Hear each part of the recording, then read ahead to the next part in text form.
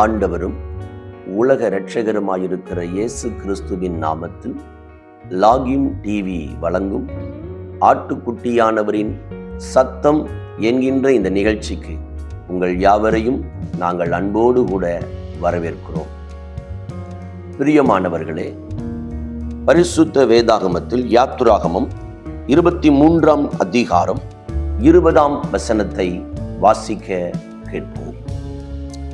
வழியில் உன்னை காப்பதற்கும் நான் ஆயத்தம் பண்ணின ஸ்தானத்திற்கு உன்னை கொண்டு போய் சேர்க்கிறதற்கும் இதோ நான் ஒரு தூதனை உனக்கு முன்னே அனுப்புகிறேன். அன்பானவர்களே, இந்த நாள்ல ஆண்டவர் உங்களுக்கு ஒரு தூதனை உங்களுக்கு முன்பாக அனுப்புகிறார். ஏன் ஆண்டவர் ஒரு தூதனை உங்களுக்கு முன்பாக அனுப்புகிறார் என்றால், வழியிலே உங்களை காப்பதற்கு, அவர் ஆயத்தம் பண்ணி இருக்கிற இடத்திற்கு உங்களை கொண்டு போய் சேர்ப்பதற்கு ஒரு தூதனை உங்களுக்கு முன்பாக அனுப்புகிறார். இன்னைக்கு ஒரு குறிப்பிட்ட காரியத்திற்காக நீங்க பிரயாணப்படுகிறீங்க.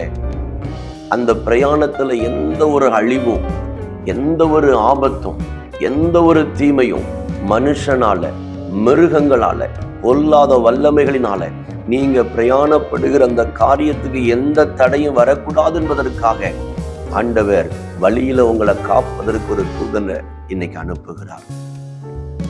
அது மாத்திரமல்ல, ஆண்டவர் ஆயத்தம் பண்ணியிருக்கிற அந்த ஸ்தானத்திற்கு உங்களை கொண்டு போய் சேர்ப்பதற்கு ஒரு தூதன் அனுப்புகிறார். நீங்க இன்னைக்கு இங்கிருந்து புறப்பட்டு ஒரு குறிப்பிட்ட எல்லைக்கு போகணும்னு நீங்க டெஸ்டினேஷனுக்கு நீங்க தீர்மானிக்கிறீங்க. அந்த இடத்துல போய் சேர்க்கிற வரைக்கும் எந்த தடையும், எந்த ஆபத்தும், எந்த இடரும் வராதபடிக்கு உங்களை பத்திரமாய் அவர் ஆயத்தம் பண்ணின ஸ்தானத்திற்கு கொண்டு போய் சேர்ப்பதற்காக ஒரு தூதனை உங்களுக்கு முன்பாக அனுப்புகிறார். அன்பானவர்களே, இஸ்ரவேல் மக்கள் சுமார் 400 ஆண்டுகளுக்கு மேல எகிப்தில் அவங்க அடிமைகளாக இருந்தாங்க. ஆனா ஆண்டவர் அவர்களை கானான் என்கிற தேசத்திற்கு கொண்டு போக அவர் தீர்மானித்தார். அதை தேவ ஜனங்களுக்கு வாக்குத்தத்தமாய் கொடுத்தார். அதை நிறைவேற்றுவதற்காக ஆண்டவர் ஒவ்வொரு முறையும் அவர் செயல்பட்டு கொண்டே இருந்தார். மோசேயை ஆயத்தப்படுத்தினார். மோசேயை கொண்டு எகிப்து தேசத்திலே 10 விதமான அற்புதங்களை ஆண்டவர் செய்து அந்த ஜனங்களை வெளியே கொண்டு வந்து அவர் ஆயத்தம் பண்ணின கானான் தேசத்திற்கு ஸ்தோத்திரம், மோசேயிடத்துல என்ன சொன்னாரோ அந்த காரியங்களை எல்லாம் யோசுவாவின் மூலமாய் ஆண்டவர் அந்த இடத்திற்கு அவர்களை கொண்டு வந்து சேர்க்கிற வரைக்கும் ஆண்டவர் தம்முடைய தூதன் அவர்களுக்கு முன்பாய் அனுப்பி கொண்டே இருந்தார்.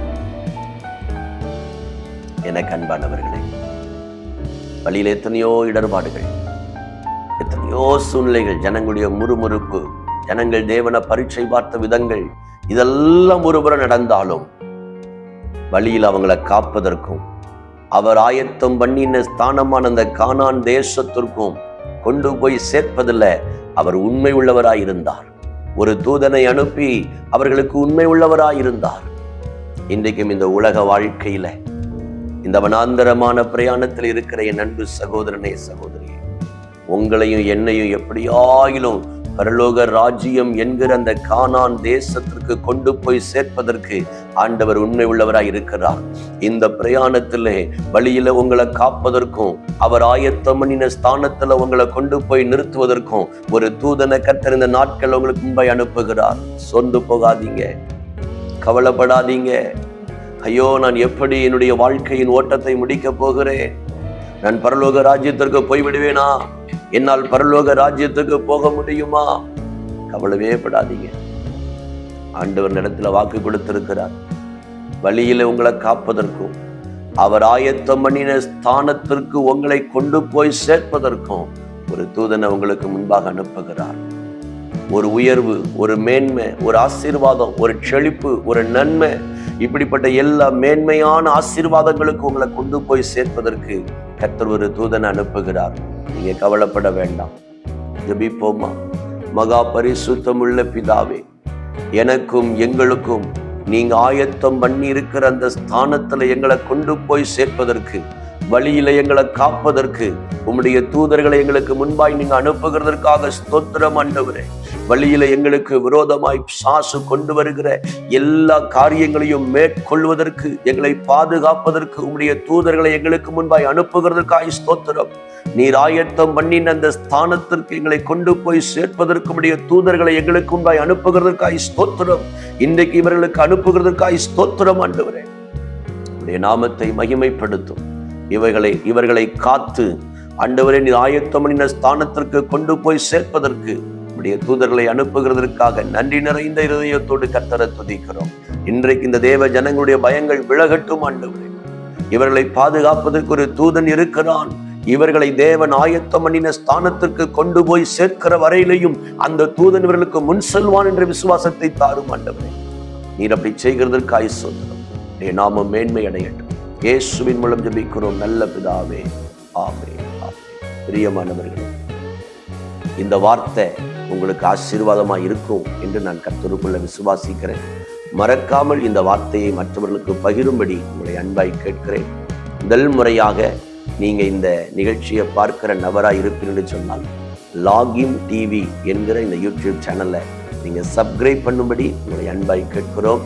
உங்களுடைய வாழ்க்கையில ஜெப விண்ணப்பங்கள் இருக்குமானால் ஸ்கிரீனில் தெரிகிற என்னுடைய தொலைபேசி எண்ணை நீங்கள் தொடர்பு கொள்ள உங்களை அன்பாய் கேட்கிறேன். கர்த்தர் உங்களை ஆசீர்வதிப்பார். God bless you.